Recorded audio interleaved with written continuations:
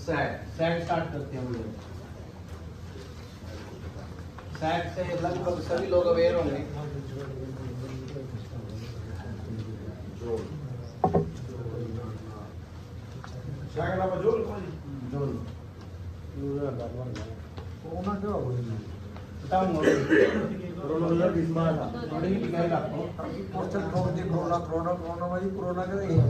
देखो ये खंबे हैं,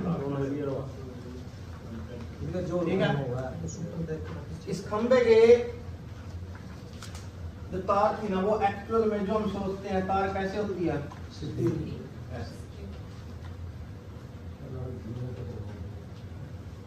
ऐसे होती है, ऐसे सोचते हैं हम, आइडियल रूप ऐसा होगा तार का, लेकिन एक्चुअल में तार होती है ऐसे। तो जो एक्चुअल में ये तार है और जैसी होनी चाहिए, दोनों के बीच में जो गैप होता है इसको क्या बोल देते हैं, सैग कम होना चाहिए कि ज्यादा होना चाहिए, कम होना चाहिए। सैग क्या होना चाहिए, कम। ठीक है, ये गैप है ना दोनों में, मतलब कि हमने सोचा तार ऐसी होनी चाहिए बिल्कुल सीधी, लेकिन तार पहुंच गई ऐसे, ठीक है।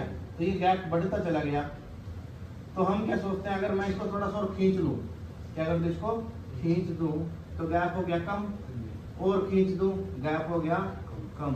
तो सैग हमारा क्या होना चाहिए, कम होना चाहिए। ये चीज ध्यान रखनी है, सैग होना चाहिए कम। सैग समझ गया, सैग बिल्कुल सैग बढ़िया होना चाहिए, बढ़िया बढ़िया सोचा, मैं यही तो बताने लग रहा था, सैग कम होना चाहिए, लेकिन बोलते हैं कि लाइनों का सैग अच्छा होना चाहिए। अच्छे का मतलब यहाँ ये नहीं है, अच्छे का मतलब हम यही सोचते हैं कि ज्यादा, अच्छे का मतलब ये नहीं है, यहाँ सैग से मतलब है कि सैग कम होना चाहिए, जुल्ला कम बढ़ना चाहिए। जुल्ला ही तो है, कोई जुल्ला दे जाओ, ठीक है। तो जोल तार के अंदर कम होना चाहिए। अगर जोल ज्यादा हो गया, मान लीजिए जोल ज्यादा, इसके नुकसान क्या है, इसका और धरती के अंदर, अर्थ के अंदर जो गैप था वो क्या हो गया, कम हो गया। अब ह्यूमन इंटरेक्शन भी हो सकती है इसके साथ, हाँ, और उपकरणों के साथ इंटरेक्शन भी हो सकती है। दूसरा, अगर ये जूल की तार, तो ये आपस में भी टच हो सकती है। देख लियो, जहाँ तार जुलती हुई पाएगी, जहाँ सैग ज्यादा मिलेगा वहाँ तार आपस में टच मिलेंगी कभी न कभी, बिल्कुल। और जो सैग लिया जाता है ना, सैग हमेशा मध्य बिंदु, दोनों खंभों के मध्य, जो बिल्कुल मध्य बिंदु होगा ना, यहाँ से लिया जाएगा हमेशा। सैग ये नहीं है कि हम यहाँ से लेना, हमेशा कहाँ से लिया जाएगा, दोनों खंभों के मध्य दूरी। अब ये बताओ, अगर दूरी ज्यादा होगी, अगर मैं खंभे यहाँ ऐसे कर दूं तो ये सैग होगा जितनी दूरी, अगर मैं खंभे यहाँ लगा दूं, यहाँ लगा दूं, ऑटोमेटिक सैग बन जाएगा, बढ़ेगा नहीं बढ़ेगा, ठीक है। ये भी डिपेंड करता है दोनों के मध्य दूरी। एक मैं यहाँ पर एक पतंग की तार, दो खंभे के बीच में पतंग की तार साफ दूं, ढिल्ली होगी बात, लेकिन पतंग की तार के बीच में लोड डाल दो या फिर बारी तार डाल दो, सैग आवेगा नहीं आवेगा। तो दूसरा किसके ऊपर डिपेंड करने लग गया, वेट के ऊपर भी डिपेंड करने लग गया। एक किसके ऊपर डिपेंड करने लग गया, लेंथ के ऊपर भी डिपेंड करने लग गया। एक तीसरी चीज है टेंशन, तन्यता। हाँ, अगर मैं इसका खिंचाव अच्छी तरह कर लगा, इसका खिंचाव बढ़िया तरीके से कर दिया, पूरी खींच दिया, टेंशन आई है, तो उस केस में सैग कम होएगा या ज्यादा होएगा, कम होएगा। सैग क्या हो जाएगा, कम। अगर टेंशन हाई होगी तो सैग क्या होगा हमारा, कम होगा। हाँ, अब मैं तापमान बढ़ा दूं, तापमान बढ़ने से टेंशन क्या होगी, तापमान बढ़ाया, तन्यता हाई होगी या कम होगी, कम। लटक की तार ढीली पड़ गई, ढीली कहते करा, तो उसकी खिंचाव क्या हो गया, कम हो गया। और ढीली पड़नता सैग क्या हो गया, सैग बढ़ गया कि नहीं। देखो कितने फैक्टर किसके ऊपर डिपेंड कर रहे हैं, ठीक है। तो इसका एक सिंपल सा फार्मूला है, सैग बराबर है W L का स्क्वायर बटे 8T, ज्यादा नहीं, 8 दे रही है, 8T फॉर्मूला। सैग एक सैग है ना, इसके ऊपर डिपेंड करता है, ठीक है। अब तो समझने का तरीका, जो समझने का तरीका है वो क्या है, सिर्फ और सिर्फ क्वेश्चन आपको कहाँ से आ सकता है इसका, सैग समानुपाती किसके होता है, बार के। सैग समानुपाती किसके होता है, लंबाई के वर्ग के। सैग व्युत्क्रमानुपाती किसके होता है, तन्यता के। यहाँ क्वेश्चन जो आपके आएंगे वो यहाँ से हैं, लेकिन फार्मूला, एक फार्मूला याद कर लो, 3 क्वेश्चन याद है। 3 क्वेश्चन याद करने की बजाय एक फार्मूला याद करो। देखिए क्यों दे रखा है इसका, ये तापमान डिग्री सेल्सियस में मैं बढ़ा रहा हूँ। तापमान जब बढ़ा रहा हूँ तो मेरी तन्यता क्या होगी, तन्यता मेरी घटेगी, टेंशन घट गई, ठीक है। और तापमान बढ़ाने से जोल बढ़ गया, ठीक है। छोटी लाइन, लघु लाइन, ठीक है। दूसरी हुआ मध्यम लाइन, एक होती है लॉन्ग लाइन, लॉन्ग ट्रांसमिशन, मध्यम ट्रांसमिशन, ठीक है। छोटी लाइन पाओ पहले। छोटी लाइन की एक ही कंडीशन है कि 80 किलोमीटर से कम होनी चाहिए, 80 किलोमीटर से कम, ये कंडीशन है इसकी सबसे पहले। कौन सी आओगी, छोटी 11 केवी 133 केवी भी ले, 33 केवी तक ले स्पेशल। ये 2 कंडीशन है। क्यों देगी ना, उसमें ले नहीं सकते इतना खराब। 33 किलोमीटर मैक्सिमम हुआ, 33 केवी रेंज है उसकी वोल्टेज का स्तर, और 80 किलोमीटर वो रेंज है। पहला तो 80 किलोमीटर था, ज्यादा भी 11 केवी हुई है लाइन, हाँ। लेकिन उन लाइन ना फिर भी छोटी लाइन बोले करते हैं अपने सामने तो जी जाता है 80 भी, क्योंकि मारे तो तरफ दावा जी क्या गुंडरी आ गई, क्या कोड़ता की गुंडरी 132 बोलता गुंडरी आई अपने कोड़, हां अपने की तरफ आई, हां मम्मा तो थोड़ी पड़ा महा 132 भी मम उसने बिल्कुल बिल्कुल कि 80 से 150 किलोमीटर, 150 भी है 200 भी है, दोनों रेंज बराबरी मान का चलो, 200 ले लो 150 ले लो, दोनों बात बराबरी है। कहीं जगह 150 दे रखा, कहीं जगह 200 दे रखा, ठीक है। कहीं बुक में 150 भी 80 से 150, 150 दो ऊपर, फिर यहाँ दे रखी 150 से ऊपर कर लो या इसको कर लो 200 से ऊपर, 3 ही रेंज है इसकी। 80 से 150 किलोमीटर या 200 किलोमीटर की रेंज में जो भी लाइन रहेगी उसको क्या बोलेंगे हम, मध्यम लाइन। मध्यम ही बोल रखे होगा, मध्यम लाइन है। और उसकी केवी में रेंज कहाँ तक दे रखी है, 100 केवी तक, 100 केवी,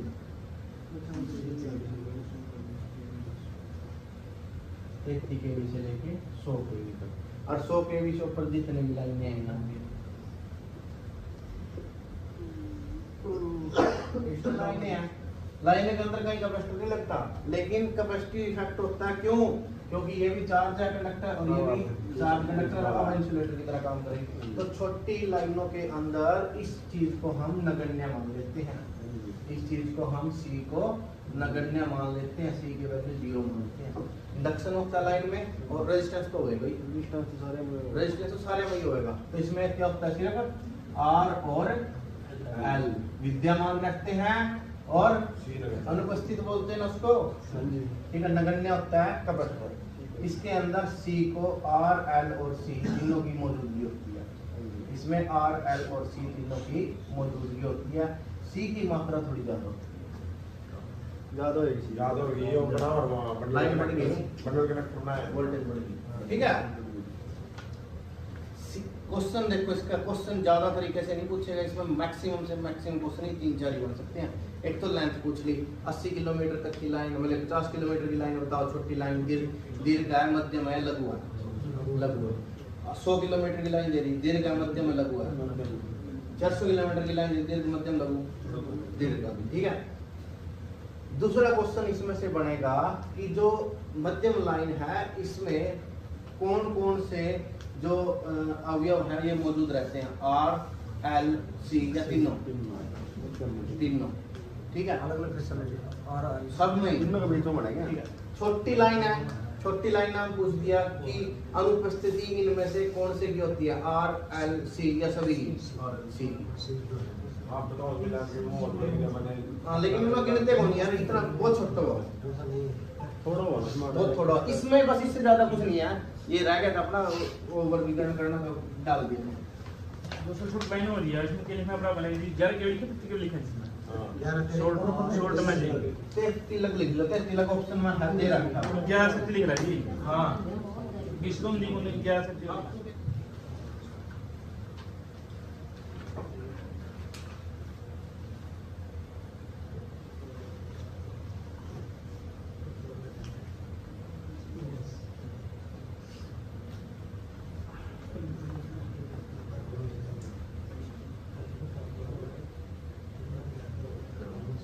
देखो एक कंडक्टर है, कंडक्टर के आसपास जितनी भी हवा है ना, ठीक है,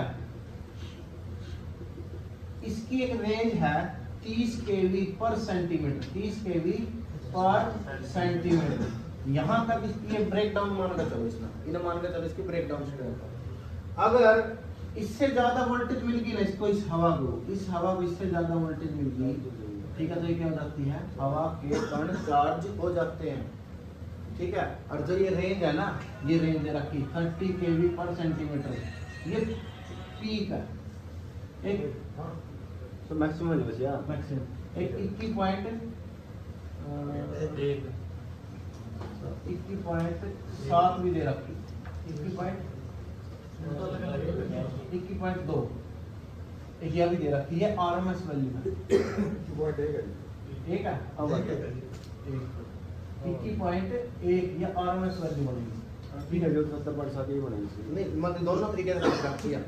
यदि इसके सराउंडिंग, इसके चारों ओर किया हुआ, इससे ज्यादा 30 केवी पर सेंटीमीटर से अधिक वैल्यू से चार्ज हो जाती है, तो किसके संपर्क में आ जाती है, वो किसके, कोरोना के संपर्क में आ जाती है। वो कंडीशन है आपकी कोरोना की, ठीक है। कोरोना की कंडीशन ही यही है कि यहाँ तक इसकी कैपेबिलिटी है, इसकी वायु की, यहाँ तक वो सहन कर सकती है। ये अपनी प्लास्टिक है, ठीक है, प्लास्टिक है, प्लास्टिक मान लीजिए 20 केवी तक सहन कर सकती है, माना, ठीक है। 20 केवी के बाद ये पंचर होना स्टार्ट होगी, मेल्ट होगी, कुछ भी हो गया, इसकी अपनी डाइलेक्ट्रिक कैपेसिटी है, वो खत्म होगी। तो जहां पर इसकी कैपेसिटी खत्म हुई है ना, वो किसके उसमें आएगी, संपर्क में आएगी, कोरोना के संपर्क में, ठीक है। कोरोना की भी 3 कंडीशन बढ़ती है, ठीक है।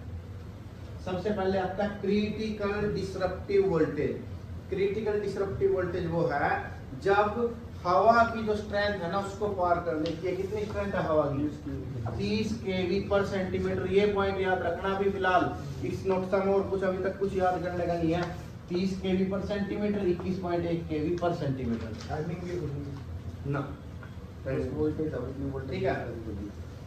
और इसको बोलते हैं जब इसको पार कर लेती है ना, तो उसको बोल देते हैं जब आयनीकरण स्टार्ट हो जाता है। आयनीकरण कब स्टार्ट होगा, 30 केवी पर सेंटीमीटर से ऊपर, तो वहां पर वायु क्या स्टार्ट हो जाएगा, वायु का आयनीकरण, आयनाइजेशन, ठीक है। इसको इस वोल्टेज को बोल देते हैं क्रिटिकल डिसरप्टिव वोल्टेज, ठीक है।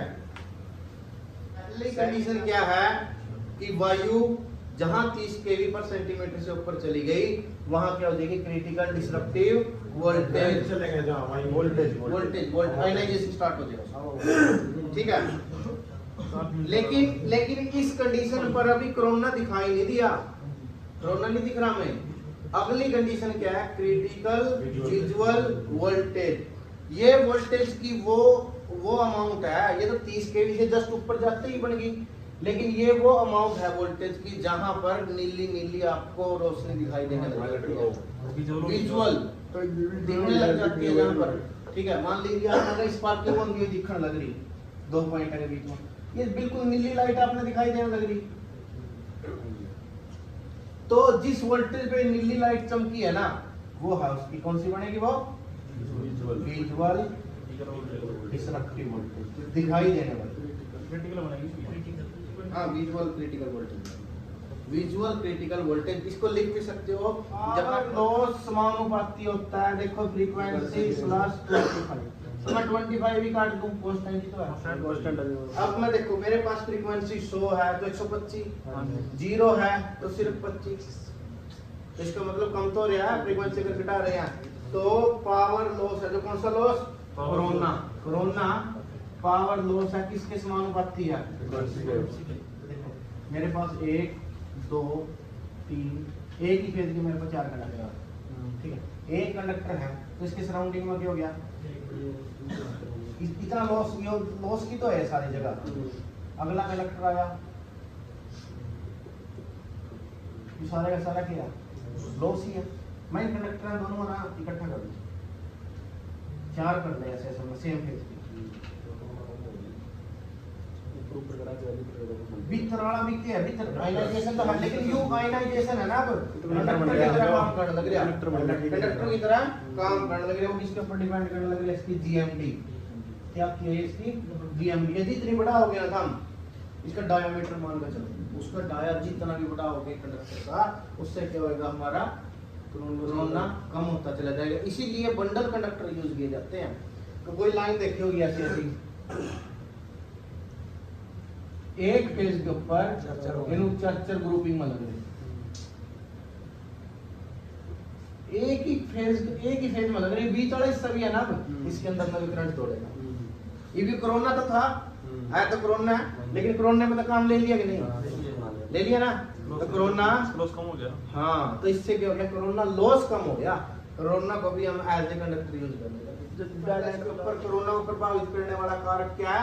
वायुमंडलीय। सबसे पहले दे रखा है वायुमंडलीय स्थिति। खराब मौसम हो, बारिश हो, बर्फबारी हो, ठीक है, उसके कारण क्या हो जाता है? आपका कोरोना लॉस बढ़ जाता है, ठीक है।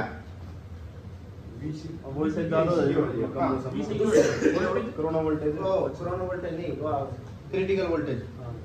जो बीच है।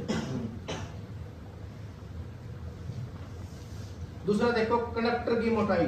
कंडक्टर की मोटाई अपनी देसी भाषा में लिख ले करो, जिस तरह गेले समझ में आ जाए। कंडक्टर की मोटाई बढ़ने से कोरोना साथ के साथ क्या हो जाता है? कम हो जाता है। फर्क पड़ रहा है कि नहीं उसके ऊपर? ये वो है देखने हमने कारक जी जिसकी वजह से कोरोना के ऊपर प्रभाव पड़ने लग गया। हाँ, तीसरा है कंडक्टर की स्तर, ठीक है। ACSR में ठोस की तुलना में कोरोना अधिक होता है, ठोस की तुलना में। यानी कि अगर उसकी स्मूथनिंग होगी ना तो कोरोना क्या होगा? कम होगा। कोरोना क्या होगा? कम होगा अगर स्मूथ होंगे तो। ACSR स्मूथ होंगे, ऊंचे नीचे होंगे, ऐसे होना है। तो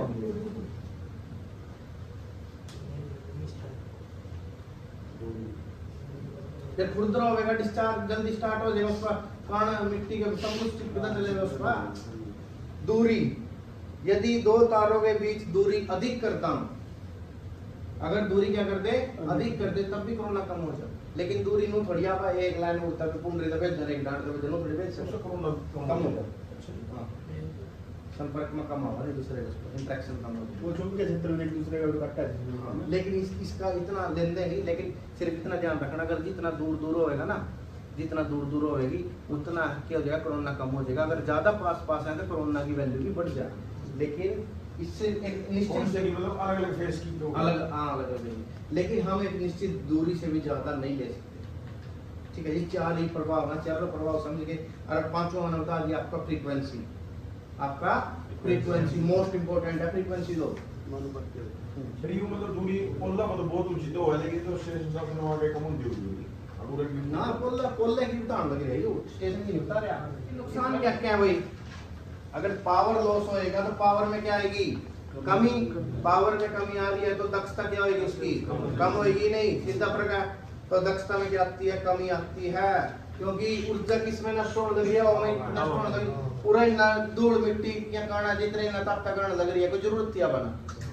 10 पे देख लो भी, बेफालतू में यूज होने लग रही। एनर्जी ना पैदा की जा सकती, ना नष्ट की जा सकती, सिर्फ परिवर्तित की जा सकती है। परिवर्तित लग रहे कारण जिसकी हमें जरूरत भी नहीं थी, ठीक है। दूसरा देखो, अब जो ये चिर चिर की आवाज है, अगर वहां से कोई ऑडियो फ्रीक्वेंसी जा रही है तो उसमें मिक्स नहीं होगी। तो ऑडियो और रेडियो फ्रीक्वेंसी के रासायनिक प्रभाव ये भी है भाई। ओजोन गैस उत्पन्न करती है, ये क्या करती है? ओजोन, वो बैंगनी लाइट है नहीं, वो क्या है? वो ओजोन गैस उत्पन्न करती है। धुआं भी निकले इसमें का, ठीक है। जब ये नीली आ जाए ना, पूरी नीली हो जा, उस टाइम ये गैस भी छोड़ने लग जाए, ओजोन गैस, ठीक है। नॉन साइनोसॉइडल करंट, कोरोना के कारण करंट की वेवफॉर्म बिगड़ जाती है जिससे सिस्टम में वोल्टेज ड्रॉप होता है, ठीक है। ये इतना इंपॉर्टेंट नहीं है, इससे ऊपर जल्दी ना। कैसे कम किया जा सकता है? बंडल कंडक्टर से। बंडल कंडक्टर तो मोस्ट इंपोर्टेंट है कोरोना के लिए। मोटाई बढ़ा दी, बंडल कंडक्टर यूज कर कम ना। बार बार पूछा जाओ ये क्वेश्चन, किसके ऊपर? फ्रीक्वेंसी के ऊपर आधारित है। कम कैसे कर सकते हैं? बंडल कंडक्टर यूज करके। सबसे इंपॉर्टेंट ही, सबसे बढ़िया उपाय ये है। हाँ, देखिए इसमें दे रखा है, एक ही फेज के दो या फ्रीक्वेंसी बढ़ाने तो बढ़ जाएगा, घटा लेकिन हम घटा दो, कम 50 तक कम करें। उसके बाद है कोरोना रिंग्स। कोरोना रिंग्स देखो यार, ये देखी थी उसमें पावर हाउस में,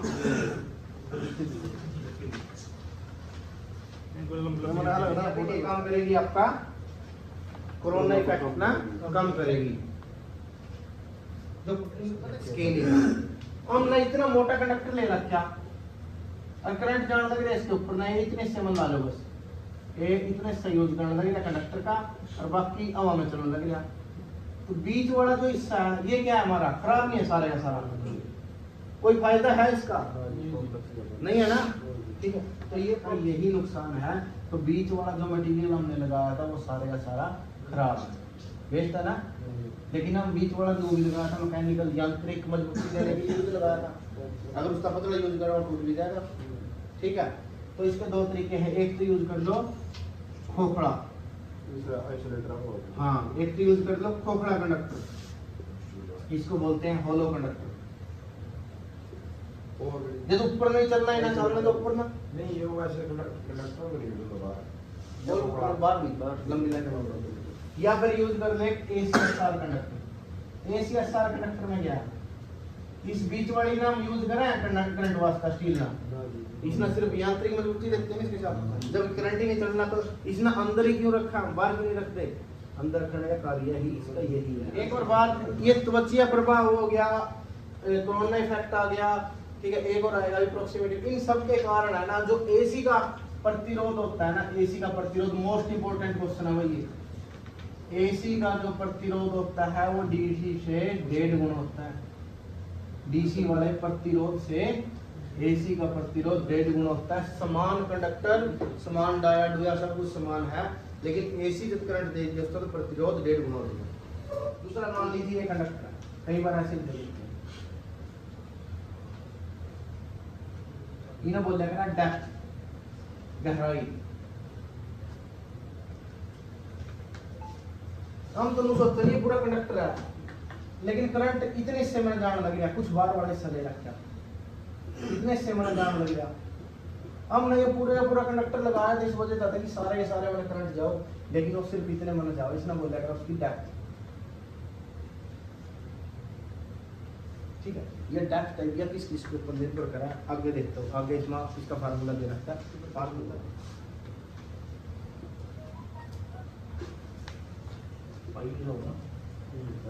ठीक है। अब देखो फ्रीक्वेंसी बढ़ाने से ये गहराई क्या हो जाएगी? कम हो जाएगी। कम का मतलब ये कंडक्टर था, कंडक्टर में और कम होगी। तो कम फ्रीक्वेंसी में स्किन इफेक्ट नहीं होता, ना के बराबर होता है। मैं DC ले लूँ यहाँ पर, ये ले लिया हमने DC लेने तो फ्रीक्वेंसी क्या होगी? 0 और डेप्थ क्या होगी? अनंत, यानी कि सारे का सारा कंडक्टर यूज कर लिया, अनंत तक पहुंचेगी। 0 है उसको तो क्या होगा? हाँ, ये डेप्थ। लेकिन डेप्थ स्किन इफेक्ट का उल्टा है, इसका स्किन इफेक्ट का तो उल्टा ही है। डेप्थ अगर ज्यादा होगी, डेप्थ ज्यादा है, इधर डेप्थनेस तो दिखाओ, डेप्थ ज्यादा है तो स्किन इफेक्ट क्या होएगा? आपका कम होएगा। उल्टा है, ये कंडक्टर की अंदर की तरफ आनी चाहिए डेप्थ पूरी की पूरी। इस चीज में नहीं समझ में आओ दोबारा पूछ लियो सारे, ये डेप्थ ज्यादा है, ज्यादा यूज करनी चाहिए। अगर मान लीजिए फ्रीक्वेंसी कम में, अगर ये इतनी यूज करने लग रहा है तो सारे का सारा कंडक्टर भी तरह ही खराब है। और ये इन्हें थोड़े से वो ज्यादा फ्रीक्वेंसी में होगा जी। हाँ फ्रीक्वेंसी बढ़ाओ, जीरो फ्रीक्वेंसी बढ़ेगी तो ये क्या होगी, ये कम होएगी, ये कम होएगी तो स्क्रीन इफेक्ट बढ़ेगा। ठीक है, तो इसका मतलब इस डेप्थ ना देख लो, बस डेप्थ किसके ऊपर निर्भर करा, तो डेप्थ का उल्टा डेप्थ ज्यादा होनी चाहिए,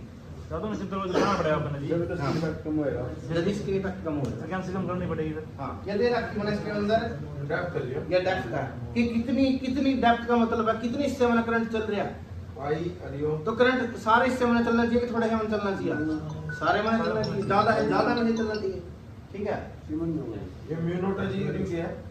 या सिग्मा दे रखी है चालकता कंडक्टिविटी, हाँ कंडक्टिविटी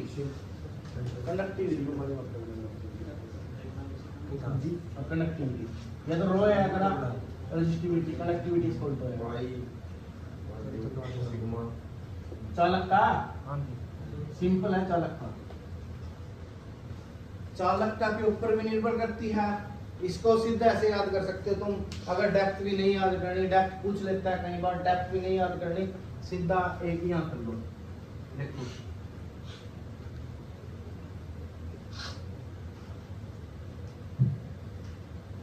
स्क्रीन इफेक्ट और ये काट दिया फ्रीक्वेंसी, फ्रीक्वेंसी के ऊपर निर्भर करता है। हाँ जी डायरेक्ट लिख दूंगा, यू पर लिख दूं स्क्रीन इफेक्ट, डायरेक्टली प्रोपोर्शनल लिख सकता हूं, नहीं लिख सकता, डेप्थ के इनवर्सली प्रोपोर्शनल है। ठीक है, सिंपल बात ये रखनी है, इन्हें छोड़ दो, ये लाइक होती फ्रीक्वेंसी के बढ़ाने से बढ़ जाएगा, फ्रीक्वेंसी के घटाने से फ्रीक्वेंसी के बाद प्रगाम्यता, इसके बढ़ाने से बढ़ जाएगा और इसके घटाने से घट जाएगा। हाँ प्रगाम्यता के बाद आता है इसमें कंडक्टिविटी, कंडक्टिविटी के बढ़ाने से बढ़ जाएगा, कंडक्टिविटी के घटाने से इनवर्सली प्रोपोर्शनल टू लैम्डा। ठीक है, और lambda inversely proportional to pi mu.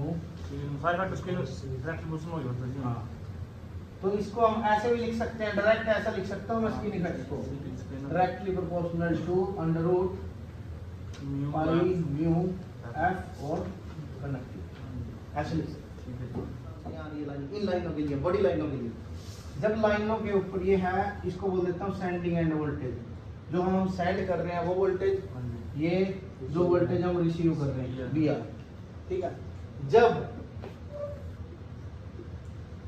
एकदम लाइट लोड या नो लोड, नो लोड की कंडीशन स्थिति आ जाए, तो रिसीविंग एंड वोल्टेज क्या हो जाती है, ज्यादा हो जाती है sending end voltage. Receiving end की वोल्टेज सेंडिंग एंड वोल्टेज से ज्यादा हो जाती है, कई बार तो दुगनी हो जाती है, इसको क्या बोलते हैं, करंट इफेक्ट। इस वजह से बढ़ जाती वो लोड लग गया यू के कौन है लोड करते हैं एकदम लाइटली लोड हो गया, नो लोड हो गया, एकदम लोड चल रहा था, लोड चलते एकदम नो लोड हो गया। छोटी लाइन मैं बताऊंगा क्यों हुआ बड़े लाइन, मैं बताने लग रहा है ना क्यों हुआ, ये बताओ। छोटी लाइन में सी का इफेक्ट क्या था, जीरो, मध्यम लाइन में सी का इफेक्ट, बड़ी लाइन में सी का इफेक्ट सबसे ज्यादा था, और बड़ी लाइन में ही मैं बताने लग रहा करंट इफेक्ट हुआ। एक मतलब उसमें पूरी वोल्टेज चल रही सारे में, सारे का सारा वो लाइन है, वहाँ कैपेसिटेंस, उनका कैपेसिटेंस क्या फुली चार्ज है, एकदम फन ने क्या कर दिया, नो लोड काट दिया सारे का सारा, क्योंकि वोल्टेज जुड़ेगी नहीं है कैपेसिटर वाली, वोल्टेज जुड़ेगी या तो ज्यादा क्यों हुआ, इस वजह से कैपेसिटिव इफेक्ट की वजह से, किसकी वजह से, कैपेसिटिव इफेक्ट की वजह से करंट इफेक्ट में आपकी रिसीविंग एंड वोल्टेज पे, रिसीविंग एंड वोल्टेज ना उस तक कैपेसिटिव की वजह से वोल्टेज बढ़ेगी, तो उस चीज को खत्म करने के लिए हम लगाएंगे इंडक्टर ना पैरेलल में।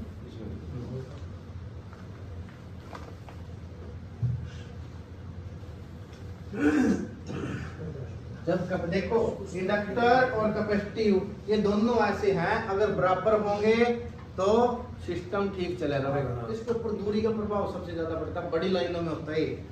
लेंथ दे रखी 200 किलोमीटर से ज्यादा, तो इसका मतलब कौन सी लाइन है वो 200 से ज्यादा है, तो बड़ी लाइन है सारी, ठीक है।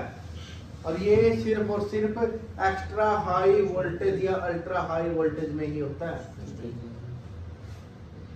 यह केवल तभी होता है जब लाइन पर कोई लोड ना हो या लोड बहुत कम हो, और जैसे ही लोड बढ़ा देते हैं ये प्रभाव भी क्या हो जाता है, खत्म हो जाता है। अच्छा, इसको इसका नुकसान क्या है, इंसुलेशन फेलियर है सबसे बड़ा, जो करंट लग रहे हैं हम जला देंगे। सिंपल सा कम कैसे कर सकते हैं इसको, शंट रिएक्टर, शंट का मतलब पैरेलल में, शंट में, ठीक है। रिएक्टर लगाकर कैपेसिटर कौन खत्म करेगा, रिएक्टर्स। यह लाइन के कैपेसिटिव चार्जिंग करंट को सोख लेता है और वोल्टेज को सामान्य कर देता है। मोस्ट इंपोर्टेंट है ये बड़ा पॉइंट। बस सिंक्रोनस कंडेंसर बताओ, जान देगा नहीं। सिंक्रोनस कंडेंसर है ना, 3 मोड में काम करेगा। मोटर लगेगा। हाँ, जब मैं वाला बताऊंगा ना, बताओ फिर भी थोड़ा थोड़ा हम ये इसके बाद उस पर ही बताएंगे। सिंक्रोनस कंडेंसर बोल देना, ठीक है। लेकिन सिंक्रोनस शब्द ना समझो, सिंक्रोनस मोटर आ जो, एक जनरेटर आ जो, ये 3 मोड में काम करेगा। एक आएगा अंडर एक्साइटेशन, एक एक्साइटेशन, एक ओवर एक्साइटेशन।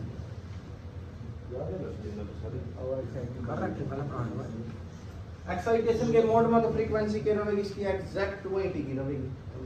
मतलब कि क्या होगी, जो सिंक्रोनस स्पीड है ना, सिंक्रोनस स्पीड के ऊपर फिक्स रहेगी। ओवर एक्साइटेशन में जो सिंक्रोनस स्पीड से ज्यादा स्पीड रखते हैं, अंडर एक्साइटेशन में सिंक्रोनस स्पीड से कम रखते हैं, ठीक है। लेकिन हमने ध्यान नहीं देना, एक नाम समझ में आना चाहिए। जब बतावा तो हाँ भाई इसी से नाम सुने थे, बस। दोनों कंडक्टर में करंट चल रहा, क्या चल रहा, करंट मान लीजिए एक डायरेक्शन में। देखो ध्यान दो, इनका चुंबकीय प्रभाव तो बड़ा है। चुंबकीय प्रभाव के कारण, इस चुंबकीय प्रभाव के कारण होता क्या है, इस चुंबकीय प्रभाव के कारण इसमें का ना करंट की डेंसिटी है जो सर्ग जाए कहीं। अगर दोनों एक ही दिशा में जा रहे हैं, दोनों एक ही दिशा में जा रहे हैं, तो करंट क्या हो जाएगा, दोनों में बाहर की हो। यहाँ डेंसिटी करंट की ज्यादा होगी। करंट की डेंसिटी का मतलब ज्यादा है कि यू कंडक्टर है मेरे पास, ठीक है। मेरे ज्यादा इलेक्ट्रॉन क्या करेंगे, ये उड़ता गुजरा, उड़ता एक आधा,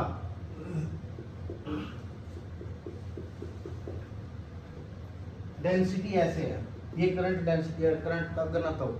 जब दोनों एक ही दिशा में होता है, पहले तो बात ये समझो, जब दो कंडक्टर को पास पास रखा जाता है तो उनके दोनों के अंदर जो करंट डेंसिटी है वो प्रभावित होती है, करंट घनत्व वो प्रभावित होता है।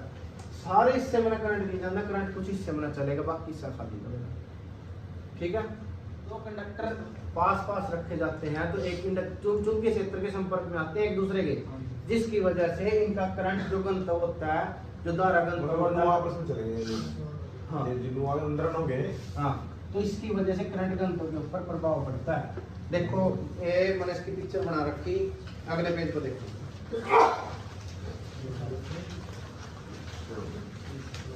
मतलब एक साइड हो जाएंगे ये। हाँ हाँ, मतलब ये पूरी स्टैप बना चल के बीच में, मतलब ये दोनों एक साइड में चलेंगे। हाँ, जब जब जब समान दिशा में, देखो जब करंट समान दिशा में है, देखो ध्यान से देखो, समझाओ। फिर यू अंदर की साइड, ऊपर की साइड में होना।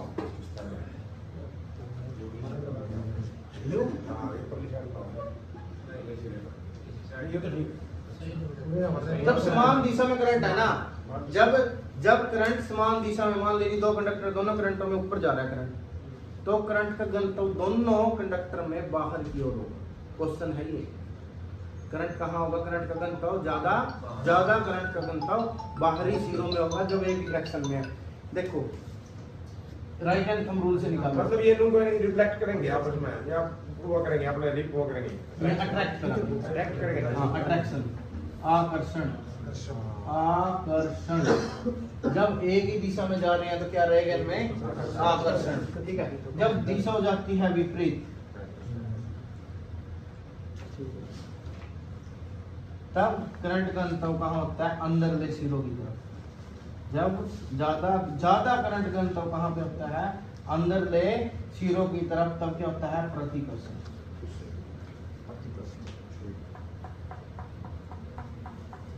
ठीक है। जो पहला भी यहाँ दे रखा, ये किसका दे रखा है? अंदर वाली सिरों में प्रतिकर्षण का दे रखे। हाँ, ये वाला। ये दो कंडक्टर अलग अलग है, यू अलग कंडक्टर है, पल्ला अलग कंडक्टर। तो माइनस प्लस उधर क्या आपने इंटरेक्शन तो आ गया जी। कौन सा? वेक्टर माइनस प्लस मैं तो अक्सर पढ़ने पास रहा हूं, दोनों आगे मुझे पढ़ना नहीं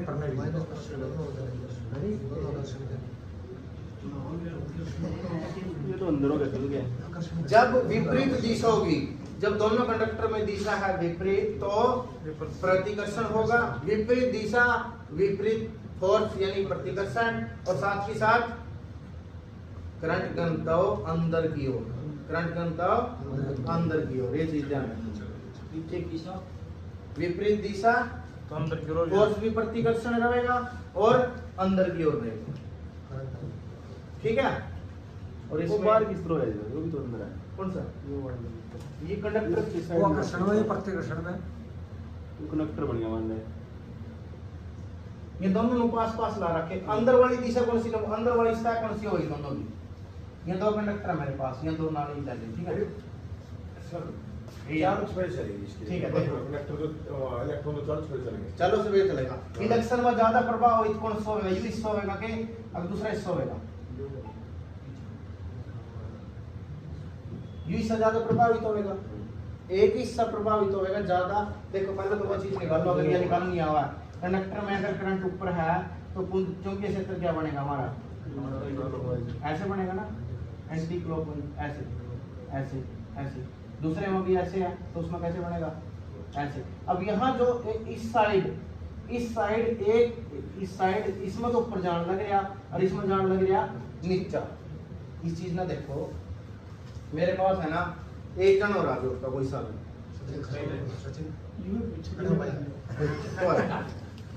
राइट हैंड थंब रूल लेना। तेरा कितना गलत हो गया।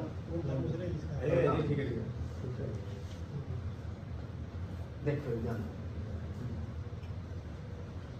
ठीक है। देखो दोनों में करंट ऊपर जाने लग गया। ठीक है। मेरे जो चुंबकीय क्षेत्र है वो कैसा है?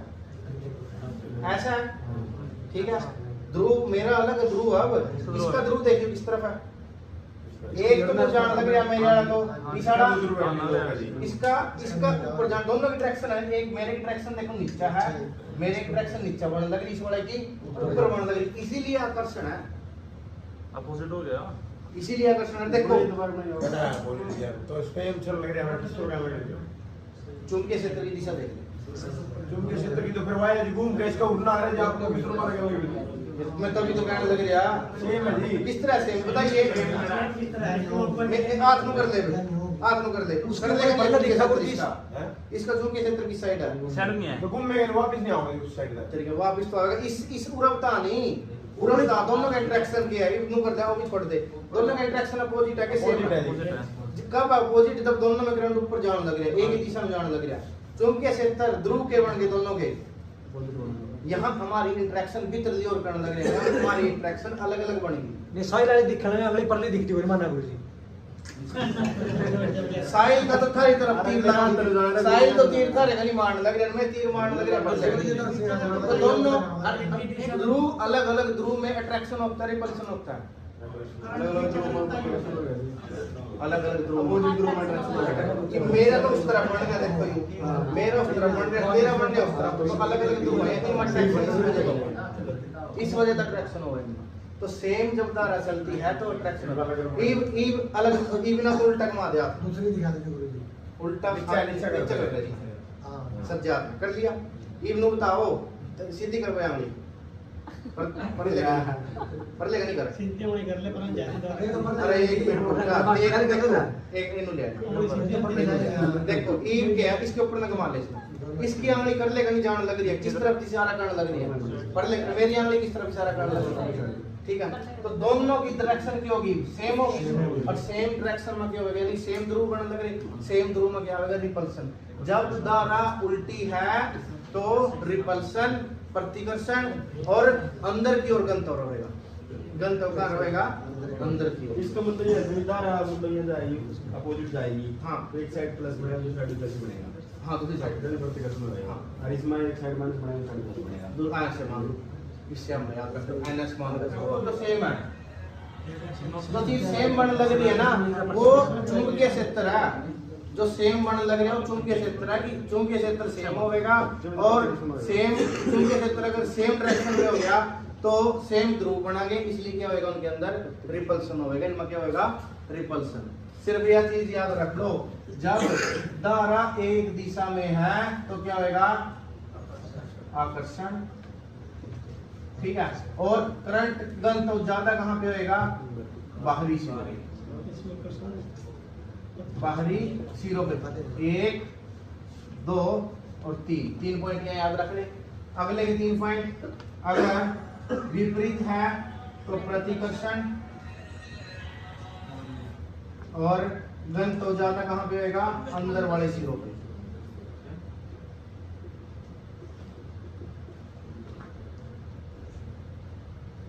प्रतिकर्षण, बस ठीक है, 3 पॉइंट याद रखना, इसके अलावा कुछ नहीं याद रखना इसमें।